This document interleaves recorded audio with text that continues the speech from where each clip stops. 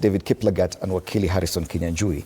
And we now want to switch from politics of coalitions and the possibility of a third force to now the other issues of security that's around still the political temperatures in this country. Now, it's a sad state of affairs. And even you've already declared interest, Madam Passaris, to run for office. I've seen from media that you're running for MP in Nairobi, in one of the constituencies in Nairobi.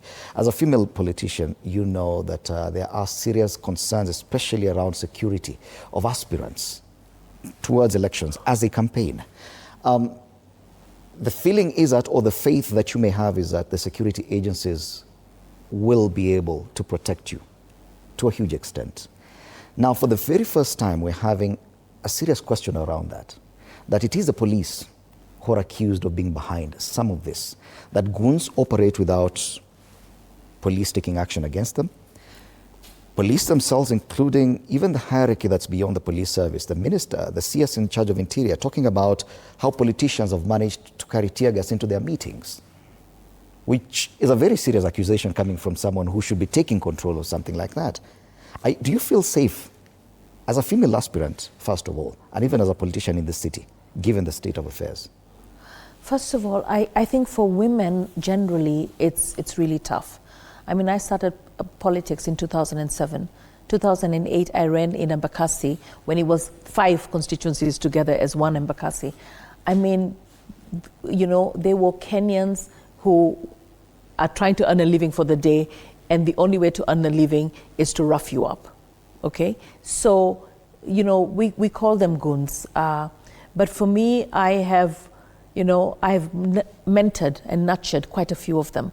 And now I know all the leaders in Nairobi. You know, if I go to any place, I know who are the leaders. Now, let me tell you how it works. So you've managed to protect yourself.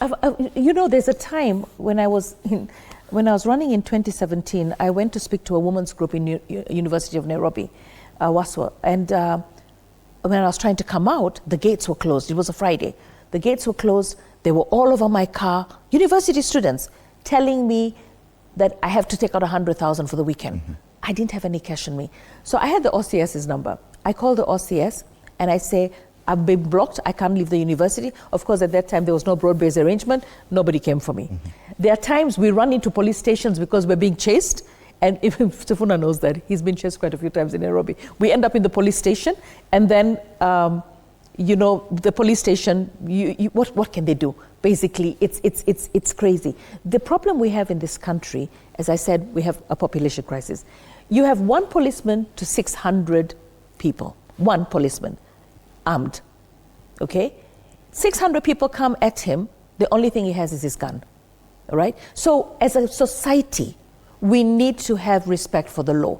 We need to have respect for the men in uniform. But that respect has been eroded over the years. We saw them as mtu wa kitu kidogo. We went to police stations and we probably didn't get served. You had to pay for, they didn't have a car. They didn't have, they didn't live well. They have their own frustrations. They're human beings, okay? So, and so for me, I feel as a country, we have to be more tolerant of each other.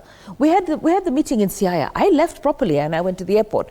Then I saw videos of all the chairs being broken, the place being chaotic. So I called the youth leader of ODM and I said, what happened after I left Siaya? Was the meeting disrupted? He goes, everybody left and that's what the youth did. So somebody paid the youth, do all this, create all this chaos, take out a video and let's show that the Siaya meeting was disrupted.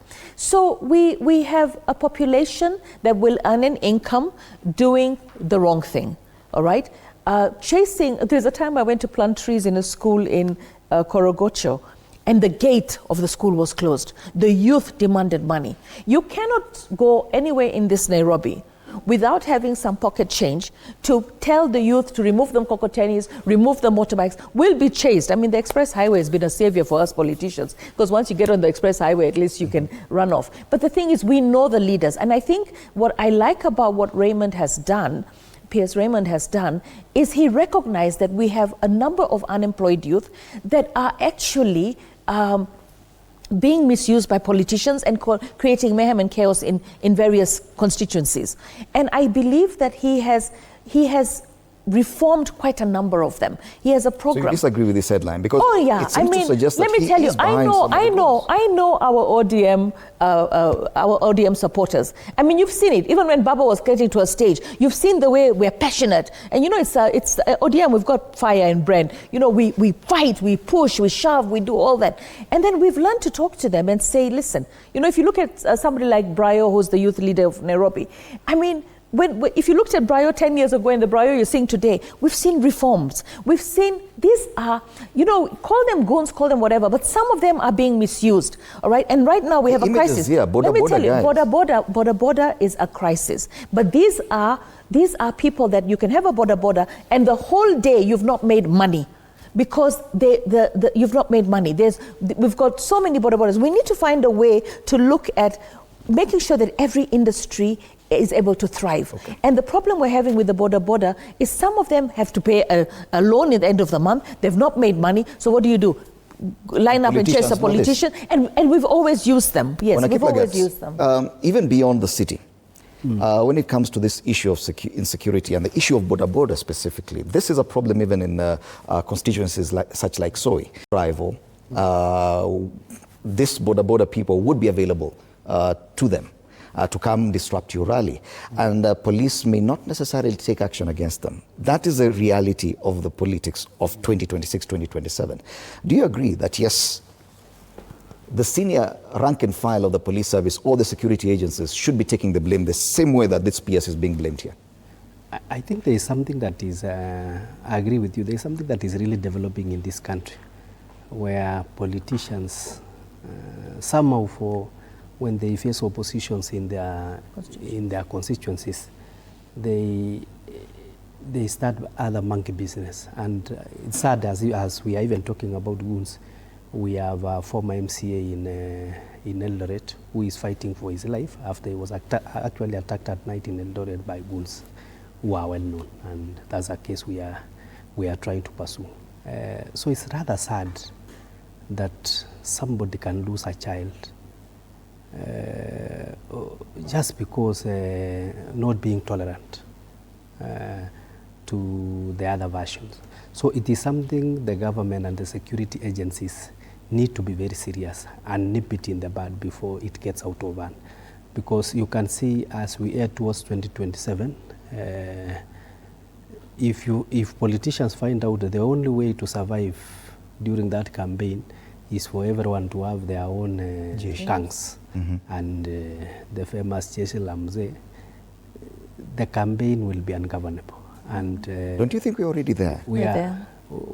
It's still something that can be controlled. You've heard the CS Interior speak about this and sound quite tough.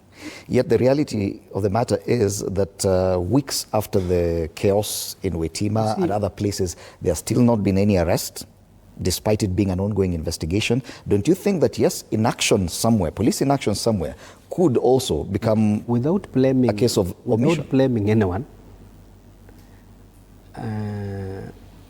this is a security issue that actually needs to be handled and handled well. I doubt whether you need to, we need to do a lot of pronunciations to the cameras.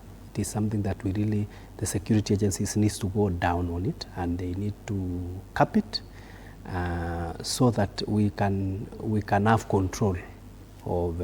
Do you think the police have in any way encouraged this kind of chaos by failing to take action against goons? Of course. They've been accused of even accompanying goons in some instances. Okay. What I just want to say is that this issue of goons will get out of hand if it is not checked, and if it is left to go on the way it is going on. The politicians, I believe, the first people to be investigated are politicians, who are actually the owners of the goons. And you know, the police, sometimes they see these goons are associated with so and so and so, so and so and so is close to so and so and so, they naturally become inept. So that is actually what is affecting the entire system. But because the other group will not, if they see this is the order of business, Everyone will lose. Everyone will have now for you to survive, because if you look at the theory of I think the Charles Darwin theory of natural selection and survival, you see only the ones who survive in that environment will see will proceed.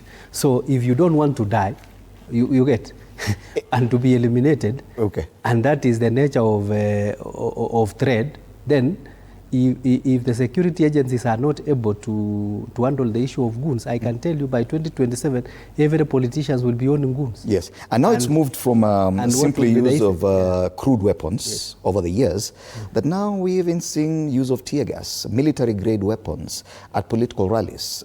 Forget about which alignment they are in. The cartoon on the Daily, a caricature of the police service on one hand, the rank and file and some opposition politicians on another. And there's tear gas canisters being thrown across. And it's now the tear gas saying that they are embarrassed. The tear gas is embarrassed. I'm being misused. Of its association with the Interior Ministry. The tear gas is simply doing its job.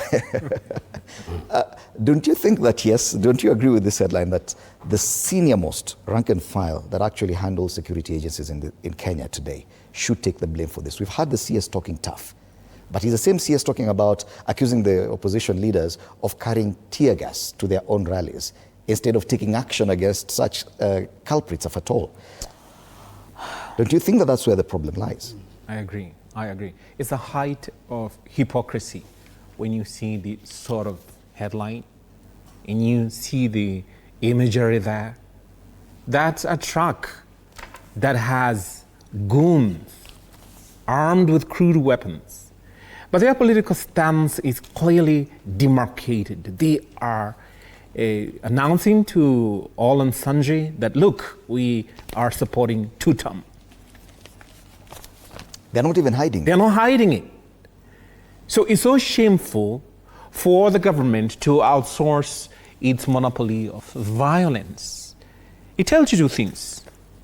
Number one, its exercise of violence, that monopoly, has been shattered, withered if you choose, because of its own mismanagement of even the concept of governance.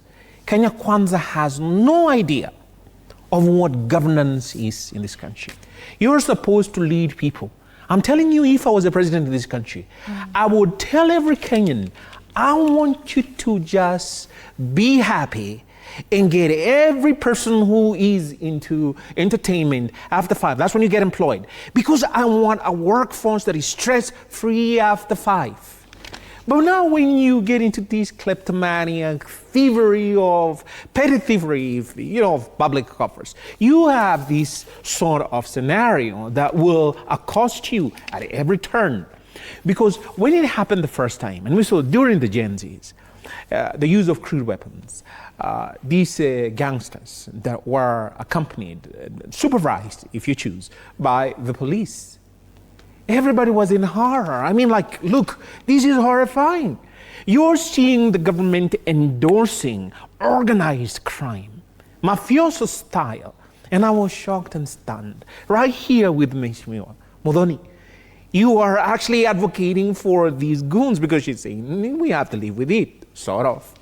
And then she says, speaks from both sides of the mouth with tremendous respect, something has to be done about it. If I heard her right. Okay, I need to ask you something. Can I ask him something? I know you're the host. I'm coming to you next. Let's allow him to finish, then I'll come to you next. Because I was stunned, when she was saying it. The PS should be the last person to be saying that we need to take action. The Penal Code does criminalize organized crime. This is emblematic. This is symbolic. This is an exempling that you do not need any more exposition on of organized crime. There is a truck with a registration number. The NTSA can provide who owns that truck, or at least it was in whose control, who hired it. If it was not the owner, who hired it. And you have goons there with faces. But then, juxtaposed against that image, you see some goons there that are face masks. That is expression of criminal intent. When you think that law, that as a government, you have to hire people and face masks. And we saw this in Wetima. People showing up with face masks. And what does that tell you? This is organized so that at least their identity is somehow obscured. They cannot be traced. And the government with its state machinery, and now it's outsourced its intelligence to a certain country in the Middle East that wants to overload everybody else around the world. It's called Israel. And they were using the technology so as then to get Gen Zs and hunt them down, and then after that kill them. And with all that intelligence, the government cannot arrest these people. What is the government telling me as we head to 2027 elections?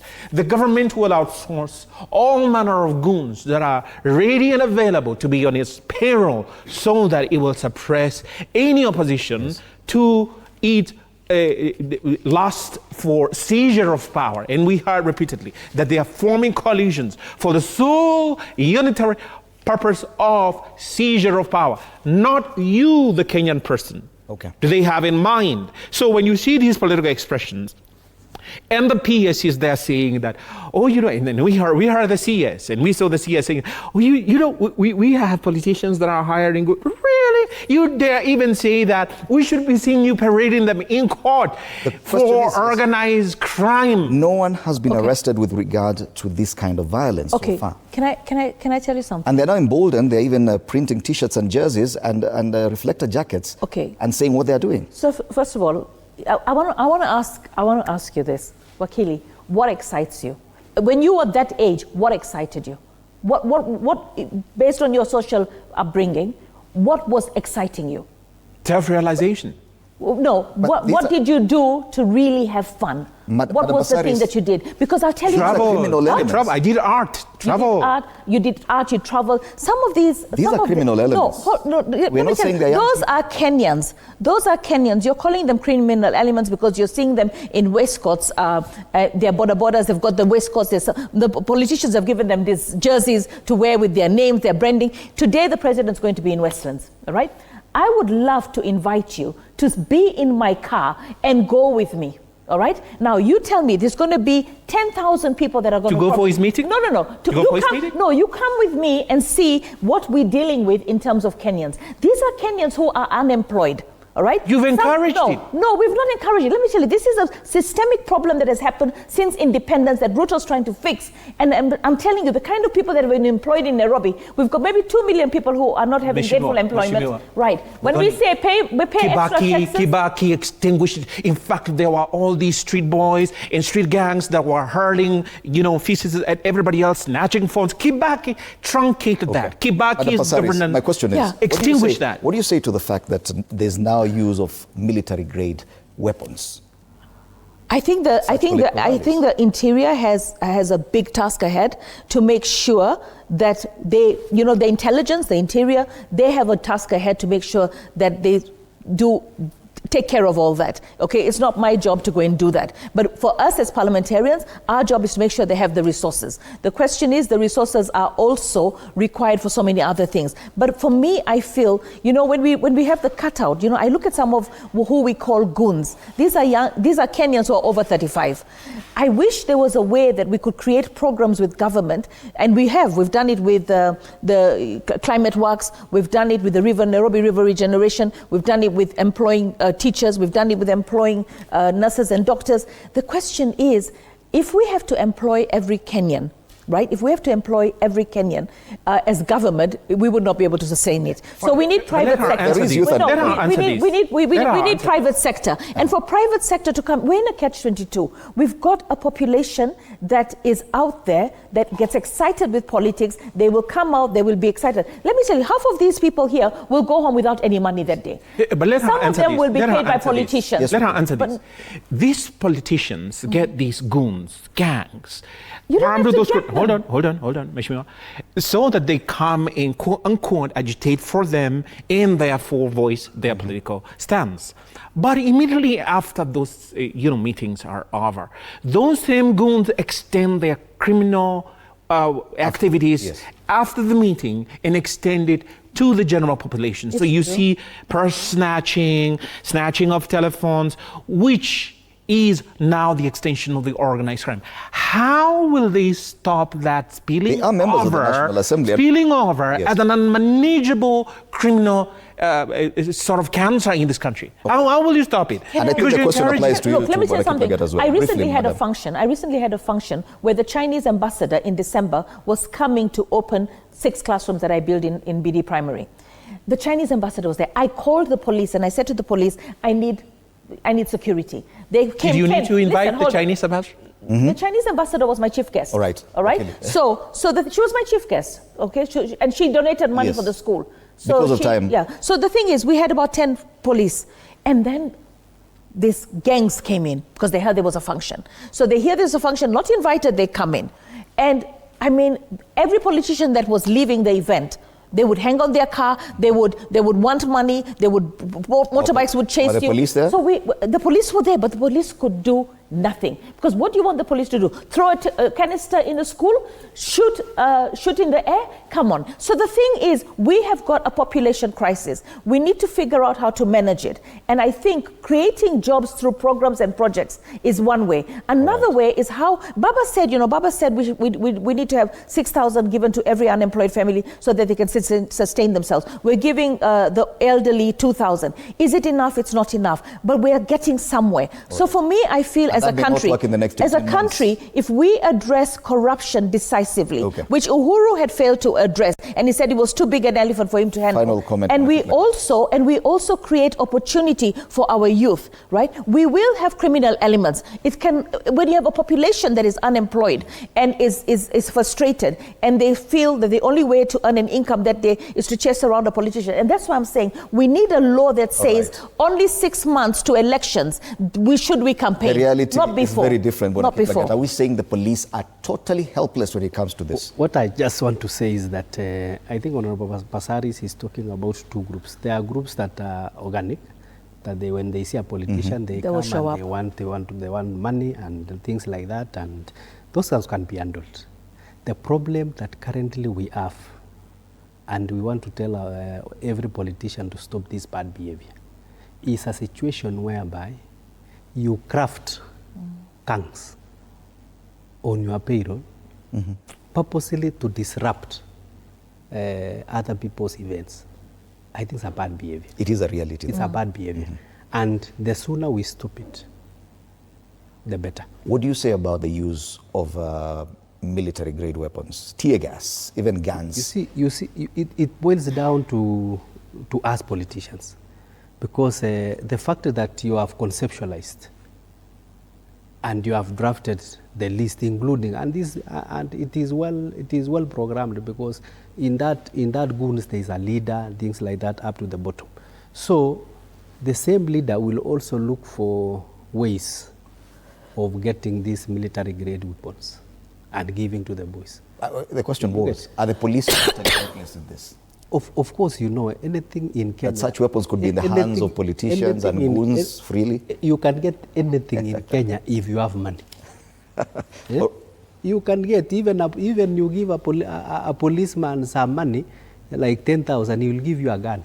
Wow. And so it is not something, we all know where a gun belongs, where it should be licensed. We know where a tear gas should be found, but we all live in Kenya. All right. And in Kenya you can get anything. And the question, what we just want to tell to tell every politician, and I think the government should take this one a bit seriously, is that this idea all right, having organized gangs. The question on the front page of the Standard is whose goons, and they seem to lay the blame directly at the doorstep of the PS for Interior, Raymond Omolo. Whose goons are these? Some of them emboldened enough to wear jazzes and reflector jackets declaring their political alignments. 18 months to the election. We need to sample some feedback just before we wind up, but there's one here I've received through WhatsApp, and it's this by a gentleman calling himself Omondi Dalmas, and similar